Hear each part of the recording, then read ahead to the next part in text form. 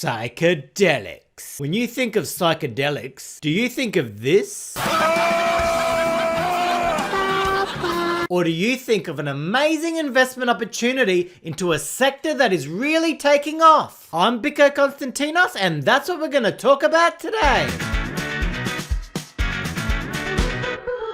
If you've ever induced anything natural from the earth, give this video a like, and please consider subscribing to my channel. I'm Aussie, I'm friendly, and I'd love to get to know you. Now let's talk about psychedelics. Psychedelics are potent psychoactive chemicals or plants that can alter perception, mood, and cognitive processes. Some of the most common psychedelics include psilocybin, found in certain mushrooms, LSD, mescaline, found in San Pedro and peyote cacti, ayahuasca, a brew containing a woody vine and the leaves of the chacruna plant, and DMT, dimethyltryptamine. For example, I used to hear stories of people taking acid trips or LSD. I've often heard that ecstasy is a party drug where people would take it and go to clubs or raves. And magic mushrooms makes me think of the Hangover movie, where I think they took some when they were going to a casino or something like that and just started spinning out and hallucinating, which is what probably most of us think about psychedelics, a way to hallucinate or feel totally different from our normal state. So what's the excitement with psychedelics? Well, they're being increasingly used and recognized for their benefits in therapy. Psychedelic therapy is a technique that involves the use of psychedelic substances to aid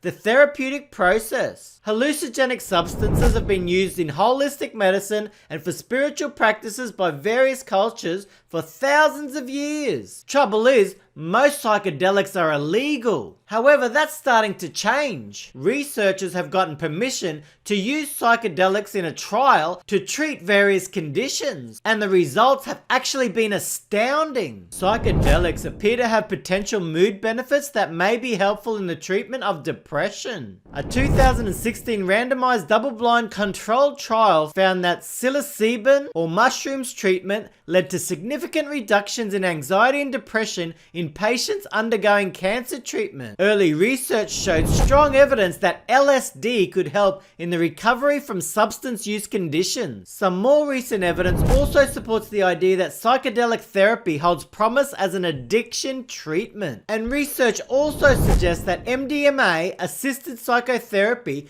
may be useful in the treatment of post-traumatic stress disorder. MDMA is the main ingredient in ecstasy and has been shown to be useful for severe forms of post-traumatic stress disorder that have not responded to other forms of treatment. Imagine some of the possibilities. Mental illness affects a very large portion of the population, and if psychedelics are proven as an effective form of therapy, the growth in usage could be huge. Imagine someone suffering from severe post-traumatic stress syndrome who is able to use psychedelic therapy to greatly reduce the negative effects of their PTSD. It could be seriously life-changing for many people. After clinical trials for treating PTSD, one study found that 54% of participants no longer met the criteria for diagnosis following treatment. So that's basically saying 54% no longer had PTSD after the treatment. And the benefits also appear to be long-lasting, with 68% of those in the MDMA assisted therapy treatment not meeting the diagnostic criteria for PTSD a year after the treatment. So what do psychedelics actually do to the mind? Psychedelics appear to diminish activity in one very important brain network called the default mode network. They seem to take this network offline, which causes the sensation of ego dissolution, or that your self is evaporating or dissolving. And that seems to lead to new connections in your brain temporarily forming. Your emotion center starts talking directly to your visual cortex, so you might see things that you're hoping and fearing, and new connections are made that could produce new insights, new perspectives, and new ways of looking at the world. The feeling among scientists is that these chemicals allow people to essentially reboot the brain. If the brain is stuck in these narrow grooves of thought, whether it's an obsession or a fear or a story that you're telling yourself, all those deep grooves that lock people into patterns of both thought and behavior are dissolved and temporarily suspended in a way that allows people to break those patterns. I've gone through all that just to show you that the psychedelic sector has potential to really grow in the future. I personally had no idea of the success that they were seeing in clinical trials for mental health and things like that. I was just listening to podcasts and I started to hear more and more ads for psychedelics and positive improvements they've been able to make in people's lives. So I went from thinking this is all about people just wanting to get high and things like that to now actually understanding that it could actually provide massive benefits to people's lives. But is it a good investment opportunity? Well, the very best returns come from investing into a sector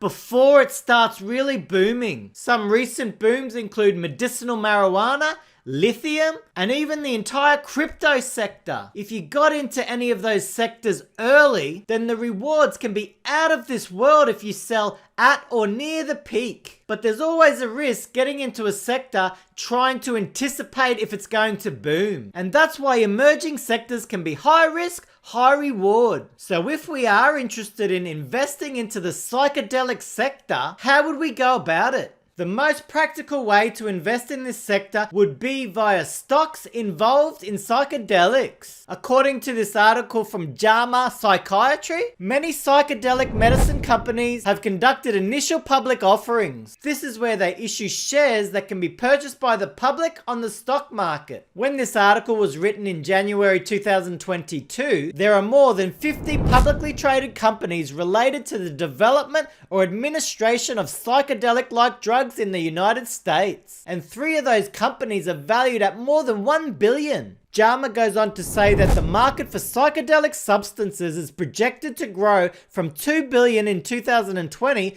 to $10.75 billion by 2027, which could be a growth rate that even outpaces the legalized cannabis market. I'm not going to recommend any specific stocks, but here's 7 that you can do your own research on. You can find a good high-level summary of each on money.usnews.com, and I'll leave the link in the description below. A word of caution, if you check out the charts of these stocks, you'll see they've actually been hammered recently since 2021, which has a lot to do with the crash in the Nasdaq, which has seen the more speculative stocks really get hammered. So maybe some of these stocks were actually too high back in 2021, but it's also possible that they've been sold down too far, especially if some of these stocks are able to profit from the growth in the psychedelic industry. But my caution remains, these sort of stocks can be very volatile. You can see some huge upswings and some huge downswings. What do you think? Do you think psychedelics are going to be the next growth sector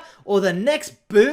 Or do you think they can't compete with medicinal cannabis? Or do you think that everything's doomed because the entire market's going to crash? Whatever you think, please leave me a comment. I'd love to hear from you. Hey, and don't forget to subscribe. I'd love to have you on board. I really do want to get to know you and find out how I can serve you better. Thanks so much for watching. I'm Biko Konstantinos and I'll catch you in my next video.